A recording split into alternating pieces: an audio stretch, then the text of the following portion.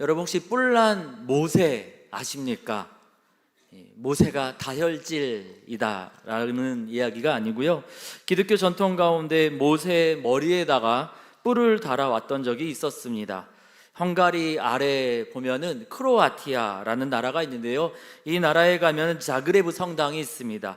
이 성당 벽면에 보면은 십자가에 달리신 예수님 조각이 있는데요, 이 예수님 조각 왼쪽에 보면은 구리뱀을 들고 있는 모세가 있습니다. 이 모세의 머리를 보시면 뿔이 달려 있습니다.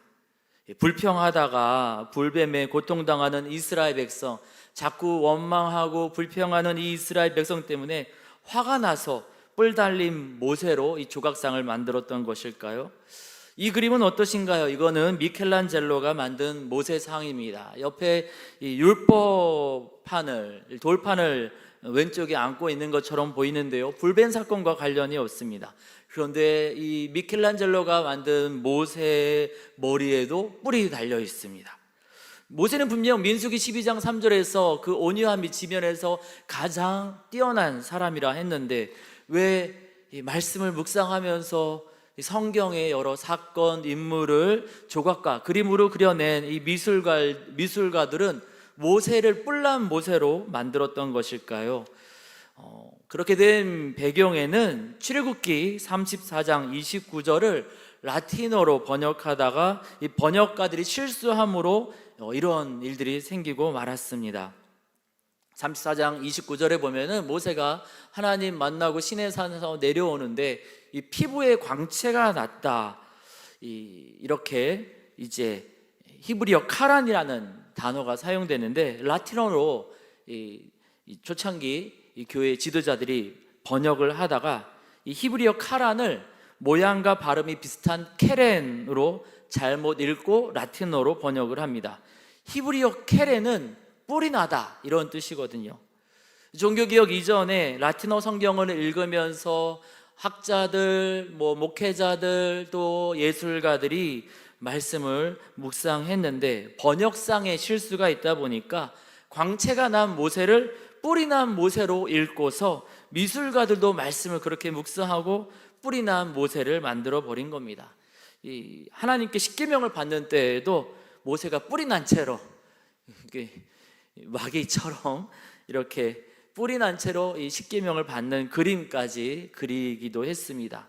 하지만 이 라틴어 번역에 약간의 실수가 있었지만 이 라틴어 성경이 있었기 때문에 신학도들이 말씀을 연구하고 목회자들이 말씀을 연구해서 교회가 말씀과 다른 방향으로 갈 때 말씀으로 되돌아가자 해서 종교개혁을 이룰 수 있었습니다. 하지만 우리 사람이 하는 일이, 우리가 다 사람이지 하나님이 아니잖아요.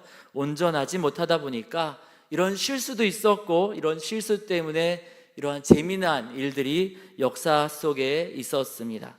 적지 않은 사람들은 야고보가 행위를 강조하여서 이 바울의 반대편에 서 있는 것으로 생각하기도 합니다. 그런 생각을 하게 된 배경 중 하나는 종교개혁자 루터가 야고보서를 지푸라기 서신이라고, 하나님의 은혜를 알아가는데 그닥 별 도움이 되지 않는다고 평가했기 때문인데요, 오늘날 야고보서를 연구하는 신약학자들은 루터가 오해한 것이라고 이야기합니다.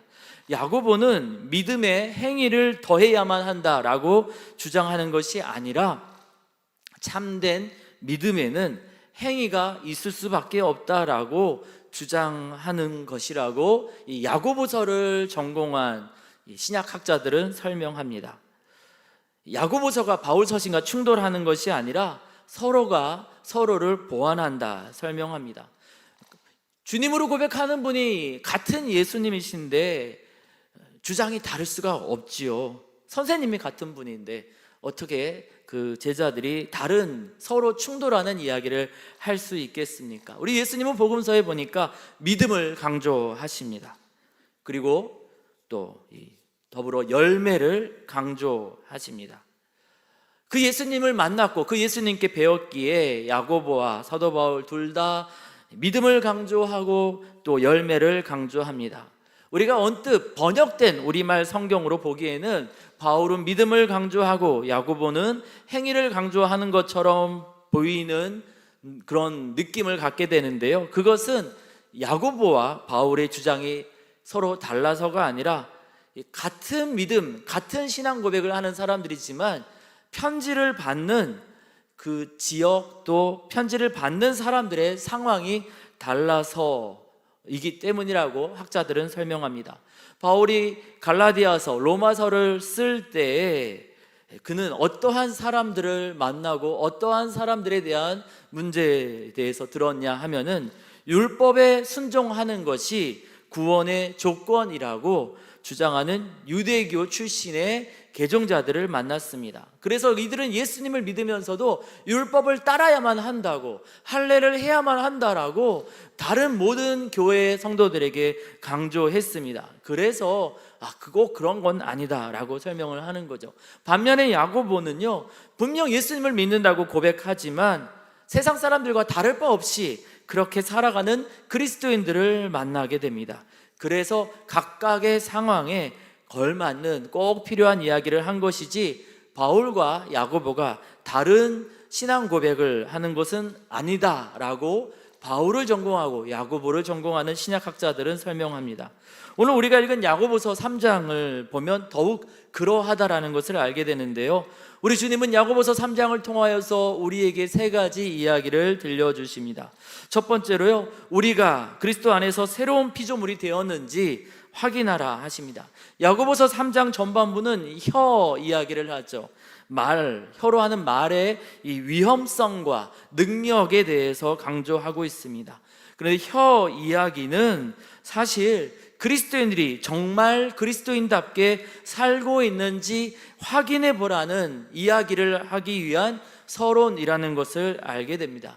말이 중요하죠. 말 한마디에 천냥빚을 갚기도 하고 말 한마디에 상처를 받기도 하는데 3장 10절에 보니까 우리 예수 믿는 사람들이 같은 입으로 예배 시간에 찬양하면서 또한 같은 입으로 저주도 하고 험담도 하니 이거는 옳지 않다라고 이야기하면서 11절 12절에 보니까 같은 존재가 어떻게 서로 다른 열매를 맺을 수 있겠는가, 이건 논리적으로 불가능하다 이야기합니다. 어떻게 찬양과 저주를 우리가 번갈아가며 할 수 있는 것인가? 우리가 온전하게 예수의 사람이 되지 않았기 때문에 그러한 것은 아닌가?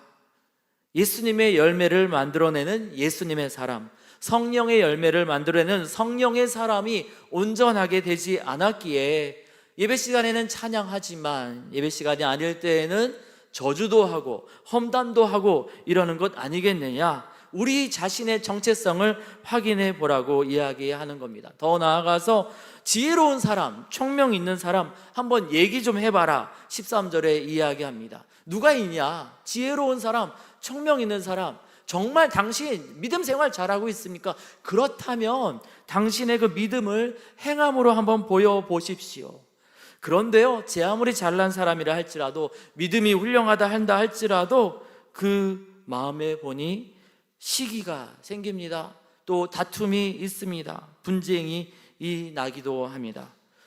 만약에 그러하다라면은 이것의 출처는 위로부터, 예수님으로부터, 성령님으로부터 온 것이 아니다. 땅에서부터, 정욕에서부터 온 것이다. 이렇게 설명합니다. 제 아무리 잘난 사람이라도 온전하게 예수의 사람, 성령의 사람이라고 자랑하기가 어렵다는 겁니다. 신앙생활 오래 하면서 뭔가 달라진 줄 알았는데 우리 마음에 보니까 여전히 아쉬운 부분들이 보입니다. 우리 속마음, 다른 사람 말고요, 우리 스스로의 마음을 보니까요. 예수님처럼 끝까지 참아야 되는데 신앙생활을 50년을 했건만, 어머니 뱃속에서부터 신앙생활을 했건만 예수님처럼 끝까지 참아내지 못하는, 그래서 그냥 넘어갈 수 있는 일인데 소소한 일로 자존심이 상해서 잠 못 이루고 분노하는 그러한 모습을 제 마음속에서 발견하게 됩니다. 만약에 그러하다면 내가 잘하고 있다, 나의 판단, 나의 생각이 지혜롭다, 옳다, 그렇게 말하지 말라는 겁니다. 그렇다면은 그렇지 않은데 그렇다고 말하니까 거짓말하는 자가 된다는 것이죠. 그런데 사실 우리가 대부분, 안 그런 분들도 계시겠습니다만, 저를 포함해서 우리 대부분의 사람들은 그러하지 않습니까? 때때로 우리 소소한 문제 때문에 마음이 상합니다. 분노가 치밀어 오릅니다. 그래서 잠을 못 이룰 때가 있습니다. 운전하다가도 막 그럴 때가 종종 있지 않습니까? 그러면은 우리가 이러한 우리의 속사람을 보면서 어떻게 하면 좋겠습니까? 그래서 주님은 야고보 사도를 통해서 우리에게 말씀하십니다. 위의 것을 바라보라고요. 이것이 바로 3장이 말하는 두 번째 주제입니다. 위의 것을 바라보라. 17절 말씀 보니까요, 오직 위로부터 난 지혜는 성결하고 화평하고 관용하고 양순하고 긍휼과 선한 열매가 가득하고 편견과 거짓이 없다 이야기하고 있습니다. 땅의 것, 내 의지, 땅의 것, 내 열정, 땅의 것, 나의 성품, 나의 선함, 나 자신의 선함으로 세상을 보면은요, 우리가 좀 잘 살아본다고 해도 난 마음이 좀 넓어, 이렇게 해서 내가 좀 믿음 생활 잘해보려고 한다고 할지라도 이상하게 생각지 못한 곳에서 화가 납니다. 시기심이 납니다. 잘하면 잘한다고 칭찬해주면 좋겠건만 내가 아니라 딴 사람이 잘하는 거 보면은 겉으로는 칭찬하는데 마음속에서는 조금씩 시기심이 자라기도 합니다. 소소한 일로 마음이 상해서 분노도 일으키는데 그게 내 의지, 내 열정, 내 성품 따라서 그렇게 하기 때문이라는 겁니다. 그러니 땅의 것 말고 오직 위로부터 난 지혜, 둘이 섞여진 믹스가 아니라 오직 위로부터 난 지혜가 우리 가운데 있게 된다라면은 딴 사람 잘한다고 해서 시기심이 눈꽃만큼도 생기지 않는다라는 거죠. 분노? 눈꽃만큼도 생기지 않는다는 겁니다. 성결하고 화평하고 관용하고 양순하고 또 긍휼과 선한 열매만 가득하게 됩니다. 괜한 편견 가지고 형제와 이웃을 판단하지 않습니다. 그저 있는 모습 그대로 서로를 사랑해주고 품어주고 용서해주고 바라봐주게 되므로 그냥 사람들을 바라보면서 또 판단과 정죄가 아니라 칭찬만 나오는 거죠. 그 사람과 함께하는 게 행복해서 공동체를 이루게 하신 하나님을 찬양하게 됩니다. 정말 그렇습니다. 내 마음과 위로부터 난 지혜가 섞여진 것 말고 오직 위로부터 난 지혜는 오직 하나님의 시선으로 세상을 바라보면 세상이 다 아름답게 보입니다. 우리 주님은 지으신 것을 보시고 창세기 1장에 보니까 좋다, 이쁘다, 좋다 이러셨어요. 그렇게 주님의 시선으로 자신의 아이를 바라보는 장면이 출애굽기에 나오지요. 어머니가 아들을 낳았는데 이 아들을 키울 수 없는 너무나 힘겨운 세상입니다. 사랑하는 아이를 더 살려둘 수 없는 그 안타까운 상황 속에서 하나님 도대체 왜 그러시는 겁니까?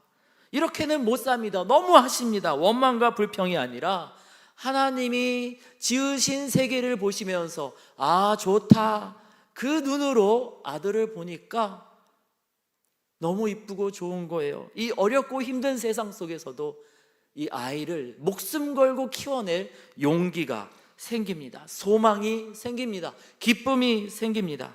그렇게 해서 모세를 키우고 더 이상 안 되었을 때 그때 하나님의 인도하심에 따라 그 아이를 하나님께, 방주랑 같은 단어죠, 갈대 상자에 넣어서 하나님께 맡겨드렸을 때 하나님이 그 아들을 살리시고 민족을 구원하고 열방 가운데 하나님의 은혜를 드러내는 복의 통로로 세워가십니다.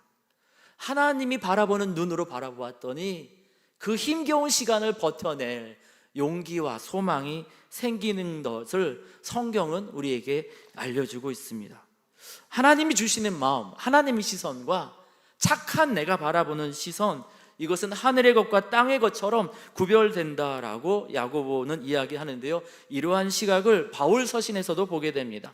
바울은 성령의 인도하심과 육체의 소욕을 충돌하는 것으로 설명합니다. 그래서 두 개가 섞여진 채로 못 사는 거예요.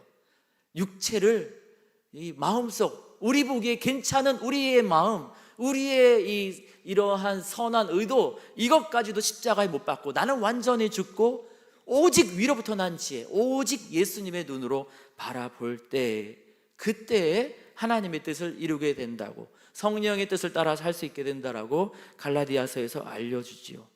성령의 인도하심과 우리 자신의 생각과 판단을 대충 섞여서 함께 할 수 없음을 분명하게 알려줍니다. 내 생각에는 이 아니라 하나님 보시기에는, 우리 예수님 보시기에는 이것을 찾아야 되는데, 우리는 자꾸 저 자신부터 내 생각에는 하면서 땅의 시각으로 바라보니 신앙생활을 잘한다, 열심히 한다, 오래도록 했다 하면서도 우리네 마음에는 시기와 질투가 생긴다고, 그래서 공동체 가운데 다툼이 생긴다고 야고보 사도는 알려주고 있습니다. 우리의 시각이 아니라 나는 죽고 온전히 예수께서 사심으로 새로운 피조물이 되어야 되는데, 이 새로운 피조물이 되면 어떻게 됩니까? 고린도후서 5장에 보니까 이전과 같은 방식으로 세상을 바라보지 않습니다. 육신을 따라 알지 않습니다. 전혀 새롭게 서로를 바라보게 되는 거죠. 서로를 세상 사람들이 바라보듯이 바라보지 않고 예수님의 눈으로, 사랑의 눈으로 바라보게 됩니다. 자신을 배신하고 못 박으라고 외치는 자들에게도 우리 예수님 어떻게 반응하십니까? 분노하시는 것이 아니라 정말 감당할 수 없는 배신과 모욕과 멸시를 당하고만 분노하시지 않습니다. 저들이 잘 알지 못해서 그렇다고 하나님께 용서해 달라고 중보기도 하시지요. 그러면 우리가 어떻게 해야 되겠습니까? 땅의 것, 내 감정이 아니라 하늘의 것, 예수님의 마음, 성령의 뜻대로 살아야 합니다. 우리가 정말 그리스도 안에서 새로운 피조물이 되었는가 확인해 봐라. 그리고 우리의 것이 아니라 내 성향, 내 특성을 안고 그대로 갈 생각하지 말고 오직 위의 것을 바라보라 하신 주님은 야고보를 통해서 세 번째로 이렇게 말씀하십니다. 위의 것으로, 하늘의 것으로 심으라는 겁니다. 야고보는 행위를 강조하는 것처럼 보여서 의지를 강조하는 것 같은데, 우리의 의지, 끈기, 열정이 아니라 그저 위로부터 난 지혜, 하나님 주시는 그 예수님의 마음을 심고 열매를 거두라 이야기합니다. 1장 22절에 보면은요, 말씀을 행하는 자가 되라 하잖아요. 이 말씀을 행하는 것을 우리의 의지, 우리의 열정으로 하는 것이 아니고요, 그 앞에 21절 말씀 보니까 마음에 심어진 말씀을 받으면 행함으로 나아가게 된다, 이렇게 설명을 하고 있습니다. 우리의 의지로 하는 게 아닙니다. 말씀을 끊임없이 심으면 이 말씀이 우리 마음밭에서 30배, 60배, 100배의 열매를 맺으면서 놀라운 일들이 생기는 것이죠. 말씀을, 씨앗을 심는 것처럼 우리 마음에 심으면 열매가 맺히듯 말씀의 열매가 맺히면서 용서의 열매가 맺히고 또 사랑의 열매가 맺히고 다툼이 아니라 하나됨의 열매가 맺히는 것이지, 의지, 끈기, 그 의지와 끈기로 행동하는 믿음으로 나아가는 것은 아니라고 이야기합니다. 바울도 비슷한 이야기를 하죠. 성령을 위하여 심는 자는 성령으로부터 영생을 거두리라. 심으라고 이야기합니다. 바울도 야고보도 심으라고. 당신들의 의지, 당신들의 열정, 당신들의 연륜, 당신들의 경험이 아니라 우리는 다 의미 없다. 오직 주의 말씀을 마음에 끊임없이 심으면 그 말씀이, 살아서 운동력 있는 말씀이 우리 가운데 놀라운 열매를 맺게 될 것이라, 그렇게 바울도 야고보도 주님의 뜻을 전하고 있습니다. 어떻게 해야지 이 말씀을 심을 수 있겠습니까? 우리는 바울의 설명을 통해서 우리가 도움을 좀 얻을 수 있게 되는데요, 바울은 품는 것이 심는 것이다. 빌립보서 2장에서 이렇게 이야기합니다. 너희 안에 이 마음을 품으라. 그리스도 예수의 마음이니, 예수님의 마음을 품으면 내 생각, 내 뜻이 아니라 기도와 말씀으로 예수님의 시선, 예수님의 뜻, 예수님의 마음을 우리 안에 품으면 야고보서 3장 18절에 그 결과가 이렇게 된다라고 이야기합니다. 화평으로 심어 의의 열매를 거두느니라. 우리 가운데 좀 괜찮은 사람, 성품이 좋은 사람, 그 사람이 아무리 선행으로 지혜롭게 온유하게 행하여도 우리가 연약한지라, 제 가운데 태어나서 제약 가운데 사는 사람인지라 어쩔 수 없이 독한 시기와 다툼이 생기기 마련입니다. 하지만 나를 온전히 버리고 예수님의 마음을, 위로부터 내리는 지혜를, 성령의 뜻을 품으면, 심으면 화평으로 심어 의의 열매를 거두게 됩니다. 야고보 사도는요, 행함으로 나오라 하면서 최선을 다해 노력하라 이렇게 말하지 않습니다. 의지를 갖고 행동하라 이렇게 말하지 않습니다. 우리 힘으로는 안 된다. 하나님의 은혜를 덧입어야 합니다. 이 이야기를 하는 겁니다. 그래서 4장에 넘어가면은요, 너희 뜻 주장하지 말고 하나님께 복종하라. 그리고 주 앞에서 낮추라 이야기합니다. 이것은요, 사도 바울이 갈라디아에서 이야기했던 나는 죽고 예수로 사는 삶으로 설명되어집니다. 야고보는요, 의지를 강조하고 행함을 강조하는 것 같지만 사실은 우리가 애써도 행할 수 없으니 은혜를 강조하면서 5장에 가서는 기도하라 이야기합니다. 왜 기도합니까? 우리 힘으로 할 수 있으면 우리가 하면 되잖아요. 근데 왜 기도합니까? 우리가 할 수 없거든요. 하나님의 은혜를 덧입기 위해서, 우리가 못하니까, 아무리 했어도 안 되니까, 그래서 하나님의 은혜를 덧입기 위해서 기도하는 것 아니겠습니까? 우리의 지혜, 우리의 의지, 우리의 탁월성보다 하나님의 은혜가 더 필요하다는 것을 엘리야를 통해서 예를 듭니다. 엘리야는 우리랑 똑같은 사람이었는데 자신의 힘, 자신의 의지가 아니라, 우리가 잘 알고 있지 않습니까? 이세벨의 말 한마디에 나를 죽여주십시오 했던, 그렇게 쉽게 무너지고 쉽게 낙심하고 쉽게 포기하는 저와 여러분과 아주 똑같은 연약한 사람이건만, 그가 기도하니까, 하나님의 은혜를 구하니까, 하나님께서 은혜를 덧입혀 주시니까 자연히 생태계가 변화하는 놀라운 일이 일어났다라고 증거하고 있습니다. 의지가 약해서, 성품이 안 좋아서, 힘이 약해서, 판단력이 옳지 않아서 이 모든 것들을 넘어서는 것이 바로 하나님의 은혜입니다. 그 하나님의 은혜를 덧입어 살아가는 사람들이 저와 여러분, 우리 그리스도인들입니다. 그 하나님의 은혜이니 우리가 남을 판단하고 비난할 수 없고, 그 하나님의 은혜이니 나 자신을 자랑할 수도 교만할 수도 없습니다. 그런데 우리는 너무나 자주 남을 판단하고 또 나는 그러하지 않다 교만합니다. 그러다 보니까 시기하고 질투하지요. 사람들이 히브리어를 잘못 읽어서 모세의 머리에 뿔을 달아버린 것처럼, 루트와 일부 사람들이 야고보를 오해한 것처럼, 우리는 때로 신앙을, 믿음을 우리 의지의 결과물로, 우리 노력의 결과물로 오해하고 나만큼 살지 못한다, 때로는 판단하고 때로는 혀로 말로 판단하면서 처음의 시작은 좋은 뜻으로 했지만 때때로 시기와 또 질투, 마음의 상처와 아픔을 만들어내고 있지는 않습니까? 이렇게 연약한 우리에게, 이렇게 오해를 잘하는 우리에게 주님은 오늘 말씀을 통해서 세 가지의 음성을 들려주십니다. 그리스도 안에서 새로운 피조물이 되었는지, 다른 사람이 아니라 우리 자신을 확인해 보라는 겁니다. 확인해 보면은 우리가 할 수 없죠. 우리 힘으로 애써도 안 됩니다. 그러니 위로부터 난 지혜, 예수님의 말씀을 따르라, 성령의 뜻을 추구하라 알려줍니다. 그것을 우리 의지로 하는 것이 아니라 우리 마음에 심고, 그것이, 그 말씀 자체가 능력이 있어서 씨앗이 땅에 심었더니만 그 씨앗 자체가 능력이 있어서 싹이 나고 자라서 큰 나무가 되는 것처럼 우리 마음판에 심겨진 그 말씀이 자라서 우리를 새로운 존재로 바꾸는 것을 경험하라고, 그렇게 우리를 은혜의 자리로 초대하고 계십니다. 그 은혜 앞에 우리가 겸손히 나아갈 때 우리 주님께서 우리의 심령 가운데 친히 임재하여 주사, 높고 높은 하늘 보좌 버리시고 낮고 낮은 말구 위에 짐승 같은 우리의 먹이가 되시기 위해서 말구에 임하셨던 것처럼, 우리가 주님 앞에, 그 은혜 앞에 나아갈 때 우리의 심령 가운데 우리 주님 임재하여 주사 우리로 하여금 성령의 열매, 예수님의 열매, 화평으로 심어 의의 열매를 얻는 은혜를 우리 각 심령에, 각 가정의 삶의 자리에 더하여 주실 줄 믿습니다.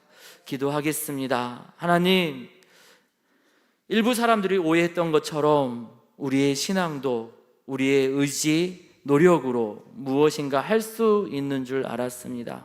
그것이 아니라는 것을 야고보를 통해서 깨닫게 하여 주시니 감사합니다.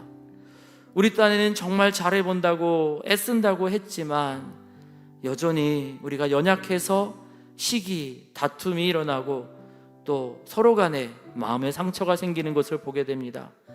우리의 의지, 우리의 잘남이 아니라 오직 위로부터 난 지혜가 우리에게 필요함을 고백하오니 주님이 보시는 그 사랑의 눈으로 바라보도록 주님 은혜를 베풀어 주시옵소서.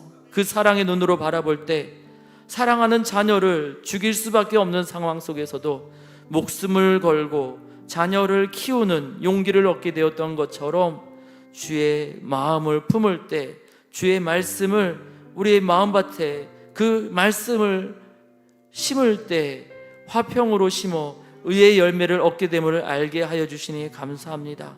주의 말씀을 의지하여서 기도의 자리, 말씀의 자리로 나아가오니 주님의 마음을 우리 심령에 허락하여 주시옵소서.